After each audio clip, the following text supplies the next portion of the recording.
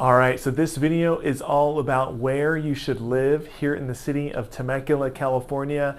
I'm going to talk to you about, what part of town is going to be the best if you're a commuter, if you work from home, what are some of the different highlights, what are some of the best neighborhoods, and what areas you really want to focus on if you're making a move here to Temecula.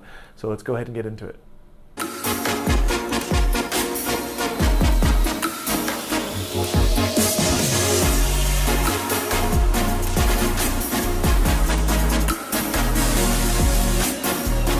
Hey guys, hey again, my name is Justin Short. I am a realtor and team leader for the Short Real Estate team here at Keller Williams in Temecula, California and Murrieta, California.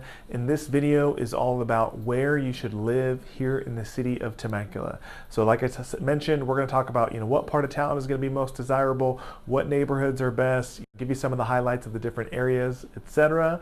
But before I get into all that, if you are liking real estate videos like this, do me a favor, please hit like, please hit subscribe. So we have new videos that we put out each and every week. We have new home neighborhood tours. We have market update videos each month. We have recommendations on best areas and worst areas, etc. Schools, all types of different stuff. So and we have new ones that come out each and every week. So please hit subscribe if you want to stay on top of those.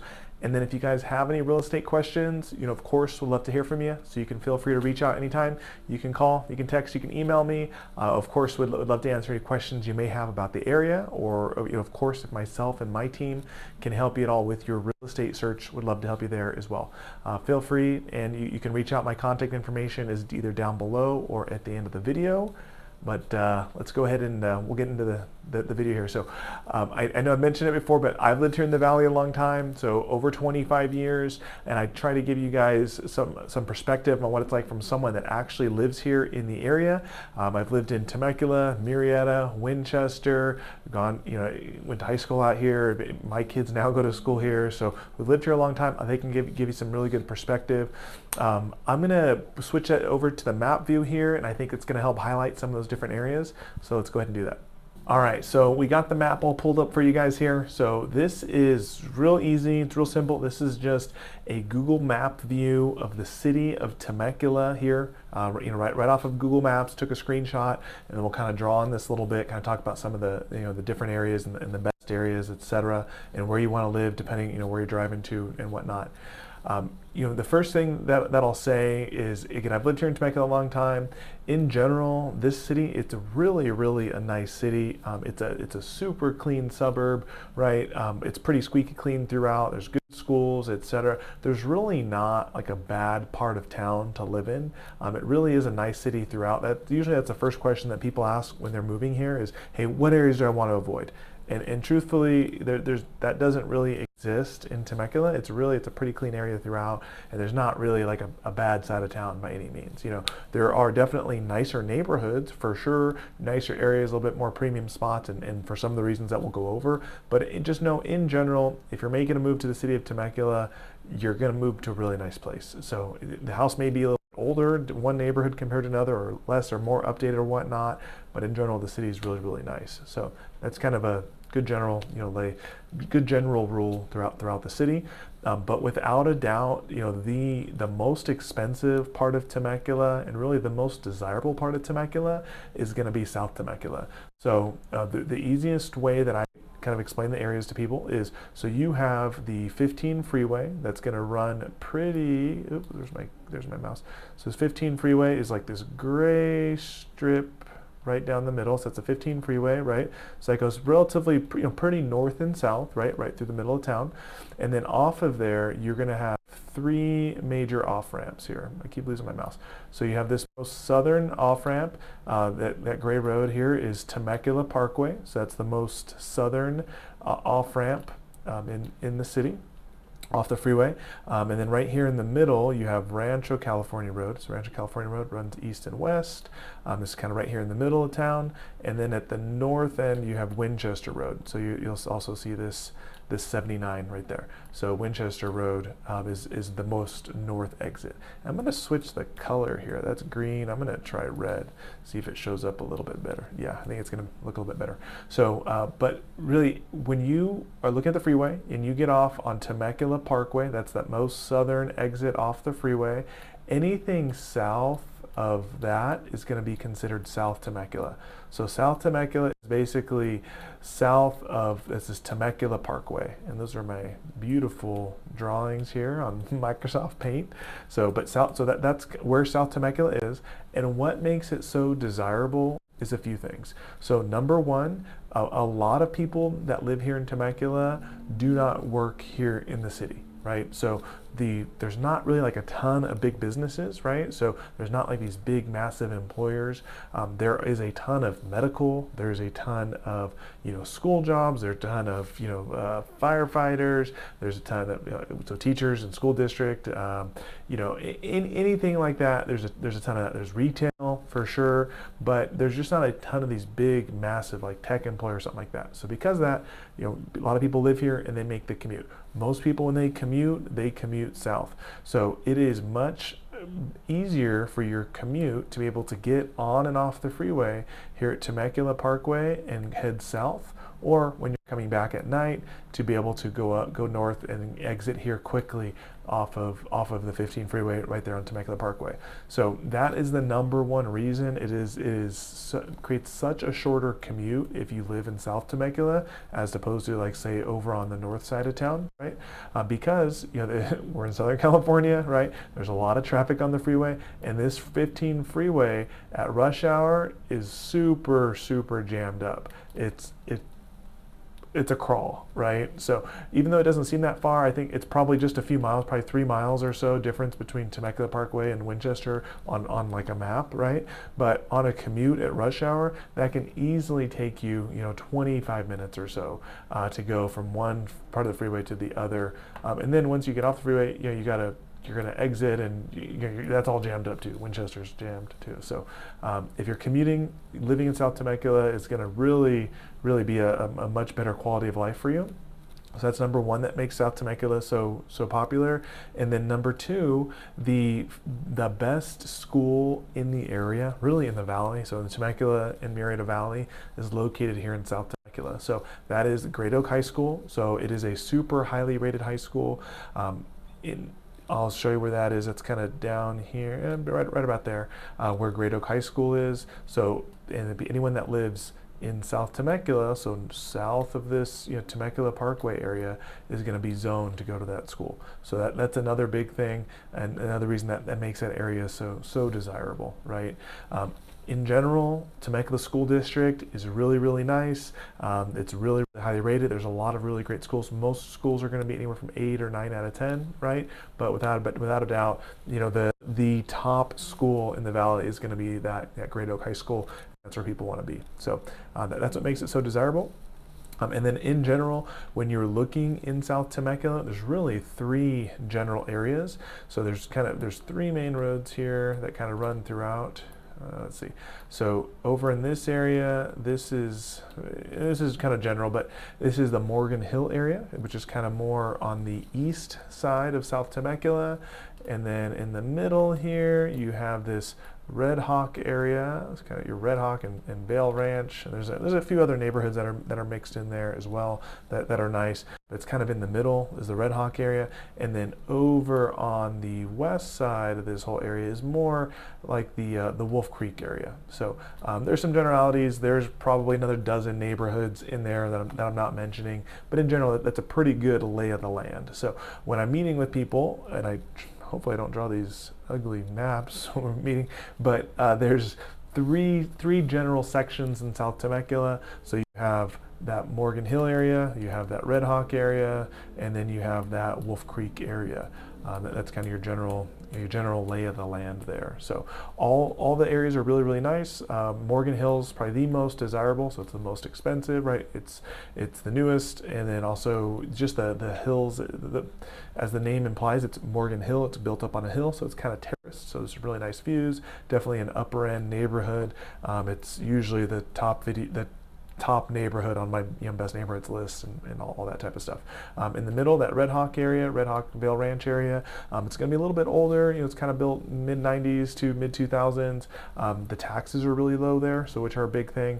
A lot of the area has no HOA. If it's more the Vale Ranch area, or it's a very low HOA, only like $40 a month. Really nice area. And then that Wolf Creek area, it is really convenient. Again, if you're a commuter, really easy to jump up on the freeway. And then in addition, it is the closest to the casino. So Pechanga Casino is right there in South Temecula, which, I assume most people don't go to the casino every day, right? But it is nice because one, there's a really nice hotel there, so people come and stay. A lot of people stay at the casino when they come to visit. There's obviously some really nice restaurants that are part of the casino, and there's a lot of entertainment too. So there's concerts and comedy shows and all types of stuff that are going on. So it just makes it really convenient to be able to easily access something that's fun to do. So.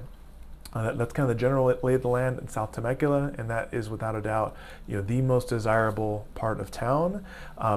There are some other top neighborhoods in the area. So we talked about, Morgan Hill is up that way. Another one is going to be a new build community, which is actually where I live, which is up here in this area. So that's the Summers Bend community.